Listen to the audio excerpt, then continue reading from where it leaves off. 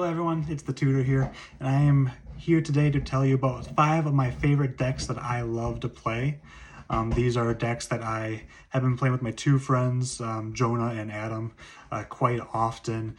They hate the decks, but I'm a big fan of them. A little bit of context, I did start to play Magic the Gathering around a year ago, so my knowledge for like a bunch of different legendary creatures and popular commanders is quite limited.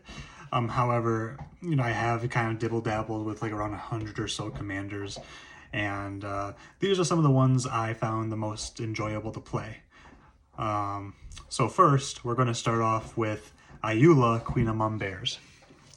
Now, you probably heard about this card, but just as a brief rundown, this is a legendary creature, bear, a 2/2, 2 mana. Whenever another bear enters a battlefield under your control, choose one. You can either put 2+1/+1 counters on target bear, or a target bear you control fights target creature you don't control. So essentially being able to control the board. First off, let's just talk about this artwork. I think it's just awesome artwork and just the lore behind it too. Born from the oldest red cedar, nursed on the sap of the tallest spruce, coronated under the mightiest pine. Just your all-around good bear. So we're on Edrek right here, and Edrek's a very great source to be able to kind of see what kind of the average deck contains. If you ever do want to make like an Ayula deck, you get to select kind of what you want in the deck. For example, some of the most decks created right here is bears, around 4K decks. And this is actually the 221st most played, or not most played, but just most created deck of all time. So this won't be exactly the same as the deck that I use, just because maybe some additional decks were made that included newer or recent cards, but for the most part, it's probably going to be about the same. So let's just take a look at the creatures here, and as you can imagine, you see a bunch of different bears, even like the weaker bears, like Bear Cub, which is a 2/2. Valduvian Bear is another 2/2. Just a bunch of just 2/2 bears. And of course you have some support cards such as the Caller of the Claw. Flash when Caller of the Claw enters the battlefield, put a 2/2 green bear creature token on the battlefield. For each non-token creature put into your graveyard from the battlefield this turn. And then, of course, Beast Whisperer 2 could definitely help you draw some cards when you get that bear generation going. Let's just take a look at a couple of more the bears here. Owl Bear. We love our Boulder Gate 3 Owl Bear Cub, don't we? But it's super cute. When it enters draw card, it's just a 4/4 trample. But let's go into the bread and butter. Oh, I think Ruxy is a great card. Return target creature card with no abilities from your graveyard to your hand. Obviously your bears, and look at all these different bears with no kind of like text to it other than just like lore stuff. Creatures you control with no abilities get +1/+1, making your bear stronger. And you may have creatures you control with no abilities assign the combat damage as though they weren't blocked.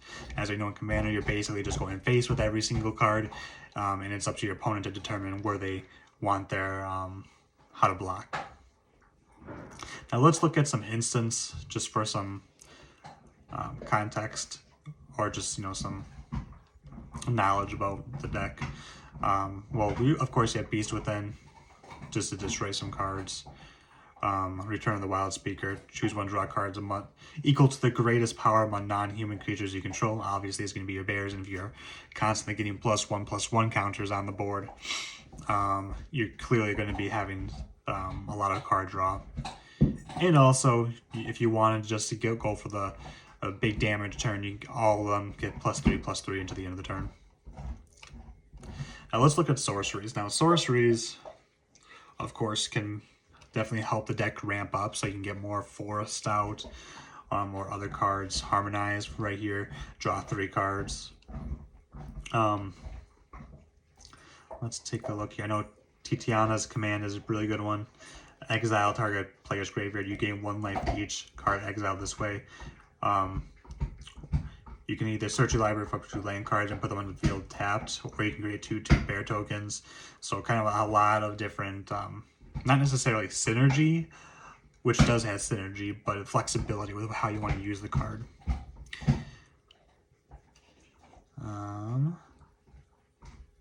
More ramp with Kodama's Reach, and Overwhelming Stampede for that finisher. Until end turn, creatures you control gain trample and +X, where X is the greatest power among creatures you control. So this is the kind of deck you likely think when you think of bears. We're talking about big, hunky creatures that just do a bunch of damage. It's fun. Maybe not as strong as dinosaurs, for example, but I think it's just fun to play. It really is, because the deck isn't too overpowered, and I think for both you and the opponents, it's just kind of a fun, neat thing to do, to play. All right, so next up, we're going to have a newer card. It's Baitor, Kin to All. And I'll be honest, I only played the deck one time, and I may have beat my opponents in like 4 or 5 turns, and that probably has some bias to it. But I still liked it nonetheless, because I just kind of like these kind of decks in general when it comes to other card games and stuff too. So Baitor, Kin to All is a 5/7. It is a 5-cost card with 2 colorless, 1 plains, 1 swamp, and 1 forest. Flying at the beginning of your end step, if creatures you control have total toughness 10 or greater, draw a card. Then if creatures you control have total toughness 20 or greater, untap each creature you control. Then if creatures you control have total toughness 40 or greater, each opponent loses half their life rounded up. So basically what happened in this deck, I managed to ramp up very, very quickly, and on turns like 4 or 5, they all basically had about 40, like 35 health. And when I managed to get the toughness to 40, the commander basically did the 21 HP that they needed to, automatically win. It wasn't quite like that, but the next turn I obviously would have won. So one thing you may not realize when you use this card is it stacks, essentially. So if you have creatures with 10 or more total toughness, 10 or greater, you draw a card. And this is basically a 7 health card right away, so you just need 3 more.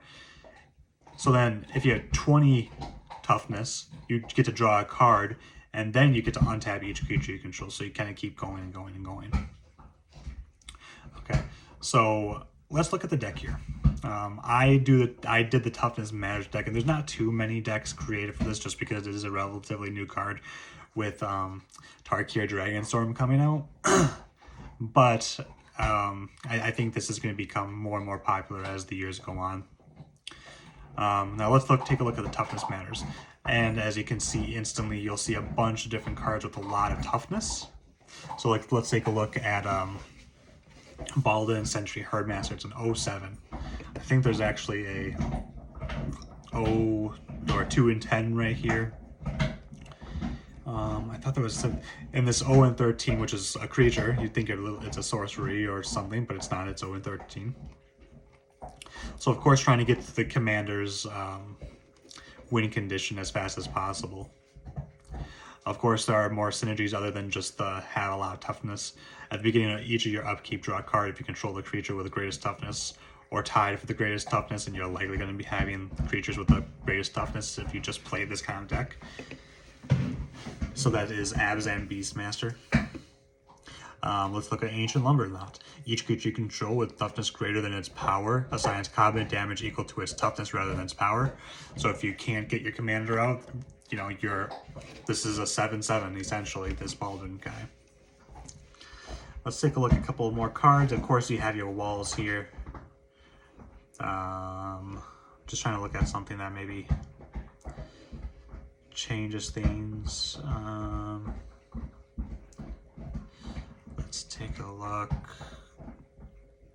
Another one card that each creature assigns combat damage equal to its toughness rather than its power, so more of that. And of course you have turtles in here too, just because turtles are those big tough creatures. Let's take a look.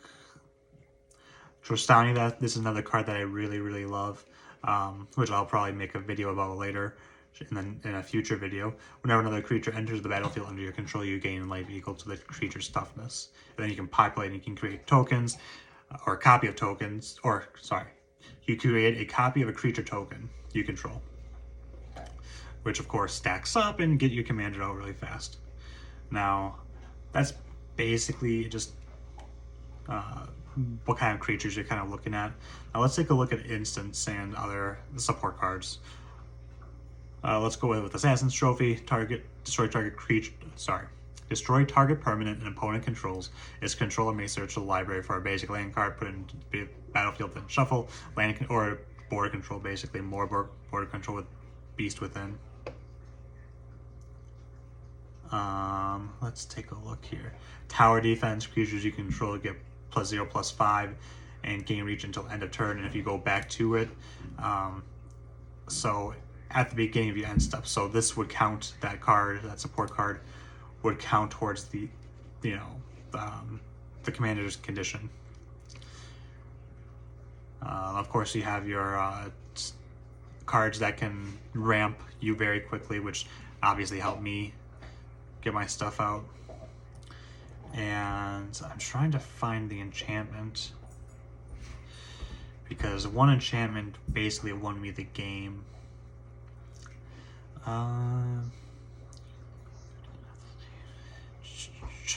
Basically, yeah, so this is the one. Unnatural Growth. At the beginning of each combat, double that power and toughness of each creature you control until end of turn. So like, let's just say you use this card and your commander, sorry, this is Ayula. It's essentially getting a 14 toughness just with this one creature. So, I mean, that's just nutty. This is how I won the game before, just super fast. And you also have a Planeswalker here. So this is the kind of deck that I really like to play. The one time I played it, it was super fun. So I support you giving it a try. It's very fun, like I said. So let's go to the next one, which is one of the first decks that I created that just both my friends just hate, which is kind of funny because it's nothing too overpowered. You can get it in, like, I think quite a few precons. I know I got it from one of the ones from, oh, what was the set? Duskmourn. Was it Simone? It could have been her. So this is Arixmith Slumbering Isle. So basically when you play it, it is a land, and you get to add a green and a blue. And I love my ramp decks, and I love the landfall decks. And basically with this card, you are, sorry, I have to change things around a little bit, trying to get your big boys out as soon as possible. Usually I just use the commander just to have extra land. Somehow I always manage to get AC in my hand, and it's definitely a win condition. And as you can see, there's a bunch of big boy targets here: Breach and Leviathan, Brinlin the Moonkraken. And you do manage with this land or this deck to be to get these guys out relatively quickly, and you can kind of overpower and control the board based on what creatures you have in the deck. Like, for example, Archetype of Imagination. Creatures you control have flying. Creatures your opponent control lose flying and can't have or gain flying.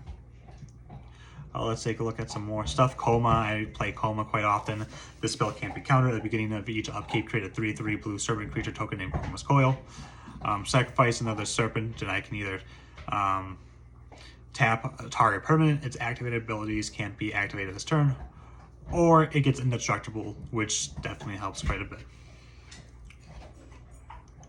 Let's take a look at some other ones I have in my deck. I know I played this one, Azal Primal Tide. It's a 7 mana 7/7. This spell can't be countered. You have no maximum hand size. Whenever an opponent casts a non-creature spell, draw a card. And then I can discard 3 cards, exile it, and return it to the battlefield tapped under its owner's control at the beginning of the next end step. So basically being able to keep on using its abilities over and over and over again. Let's take a look at some more cards. I think you guys are kind of getting the theme of the deck already. Spawning Kraken. Whenever a Kraken, Leviathan, Octopus, or Serpent you control deals Combat damage to a player, create a 9/9 blue Kraken creature token, which is insane for 6 mana, by the way, especially if your creatures have flying. And it's just nutty. And with your commander being able just to give you 2 mana right away, it's definitely worth the investment. And if you do manage to get it out, it's 12/12, which obviously is big ooga booga damage. Let's take a look at some instants just for some support. Of course, you have Beast Within, which just it seems to be a trend in all of these kind of decks. Counterspell, of course. Growth Spiral. Draw a card. You may put a land card from your hand on the battlefield. Like I said, keep up ramping the lands. Return the Wild Speaker once again. Sorceries, of course, you're going to see a Kodama's Reach, Nature's Lore, Rampant Growth. And I believe with this deck, there's actually a couple of Planeswalkers you can have. Let's look at Binding to Thesa quickly, though. Whenever a creature you control deals combat damage to a player, you may draw a card. Of course, you got Arcane Signet and a couple of Vessels and this Cynic Signet. This card, too. At this saga, enter, and after you draw a step, add a lore counter. You can create an 8/8 blue token. Tap all non-land permanent target opponent controls. They don't untap during the next end phase. Super hindering effect, which the opponents don't like. Gain control of target permanent and opponent controls, and then untap it. Then Planeswalker.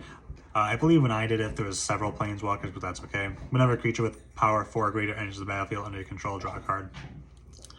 Then, of course, you just have normal lands, Reclairy Tower, Command Tower, so on and so forth.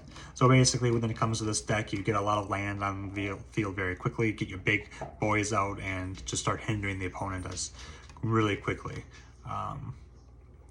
So you have that. All right, so next up, we have this guy right here, Ashcoat of the Shadow Swarm. Whenever Ashcoat of the Shadow Swarm attacks or blocks, other rats you control get +X/+X until end of turn, where X is the number of rats you control. At the beginning of your end step, you may mill 4 cards. If you do, return up to 2 rat creature cards from the graveyard to your hand. Let's see here. Sorry, I need to do this a little bit. All right, so with this one, I chose Rat Colony because obviously trying to get as many rats out on the field as possible. Rank 586 of a lot of decks. So let's take a look at what kind of cards are in here. Surprise! Rats. And creatures that generate rats. Like, for example, let's take a look at Ayara. Whenever Ayara, first of Lockwrath or another black creature enters the battlefield under your control, each one loses 1 life. Sacrifice another black creature, draw a card. Obviously, it doesn't have anything to do with rats, but since you're generating a bunch of rat tokens, you are going to be drawing more cards. Triggering which, whenever this creature enters, create a number of black 1/1 rat creature tokens equal to the number of opponents you have. Obviously, the more opponents you have in Commander, the more you'll be able to get out there. This effect right here, the sacrifice a creature target creature gets -2/-2 until end of turn, can definitely hinder an opponent, especially when it comes to like their support cards that like just ramp mana. Crypt Rats. Crypt Rat deals X damage to each creature and each player. Spend only black mana on X. So it's basically a board wipe. So that's super neat. Let's take a look at just some more cards. I mean, you guys can kind of pause and read as the kind of cards go on because there's a lot of words on this, but it's super neat. In fact, this creature deals damage to creatures in the form of -1/-1 counters and to players in the form of poison counters. Poison counter, obviously, I know a lot of people don't like playing against poison, and I don't think this isn't really too much of a poison deck, but that is something that does exist in this. I know this guy was super annoying because I was able to keep getting him back in my hand and putting him out on the battlefield. Basically, each opponent discards a card in their hand once it's summoned. Super awesome. Pack Rat. Pack Rat's power and toughness are each equal to the number of rats you control. And, of course, ways to generate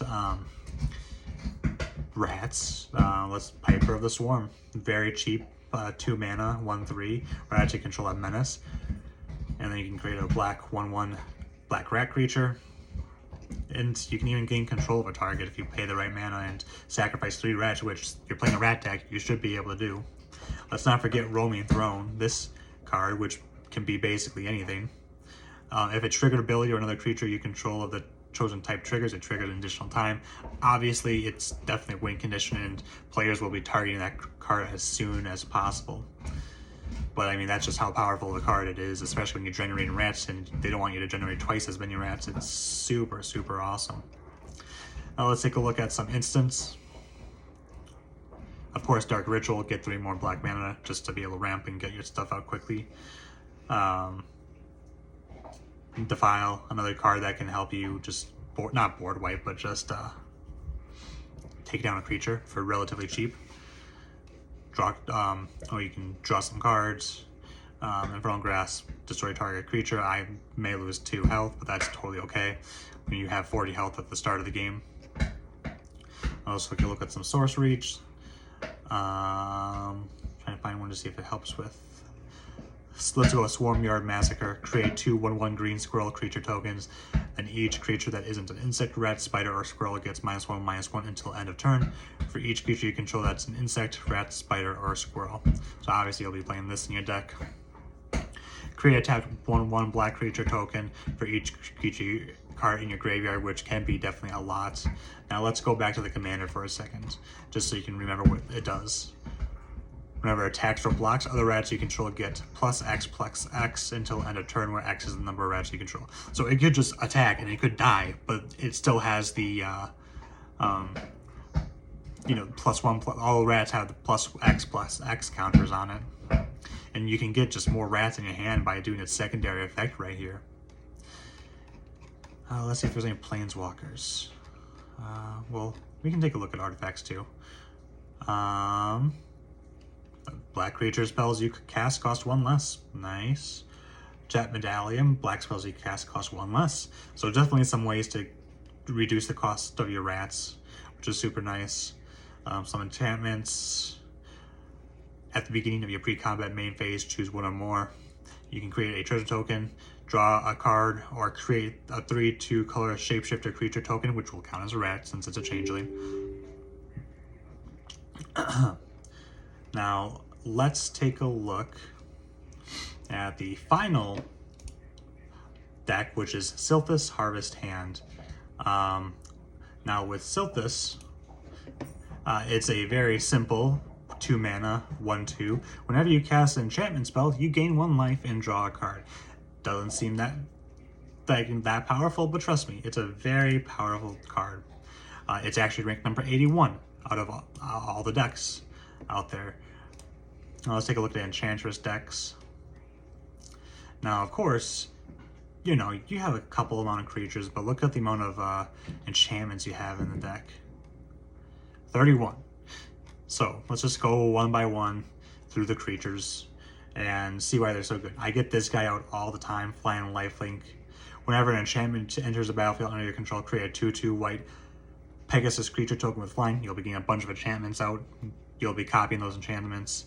You'll be getting a lot of those Pegasus. And since it has flying and lifelink, it's too good. Let's take a look at some more cards. I know that this guy's in my deck a lot. Play with the top card of your library revealed. You may play lands from the top of your library. Of course, more landfall decks getting your lands out as fast as possible. And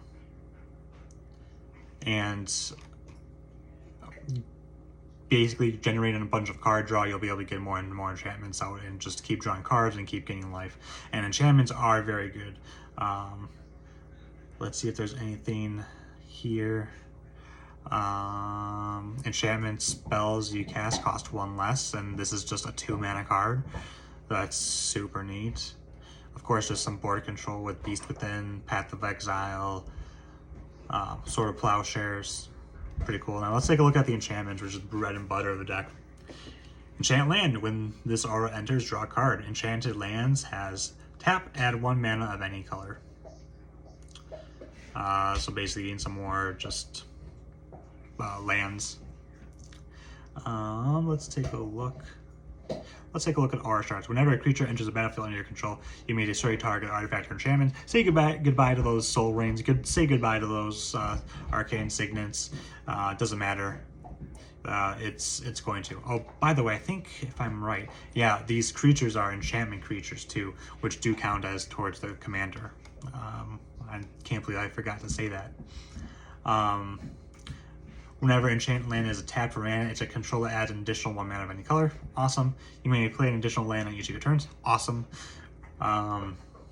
Whenever you play Flickering Ward, choose a color. Enchanted creature gains protection from the chosen color, which is just pretty neat.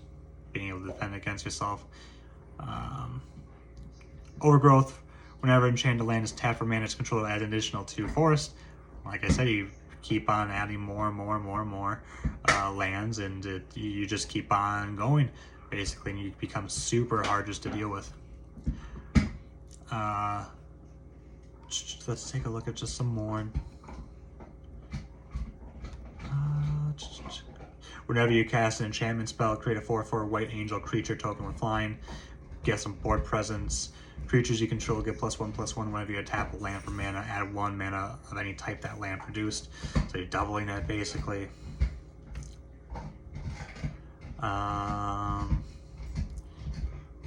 Creatures your opponent controls enter tapped. Whenever a creature your opponent controls enters, you gain 1 life.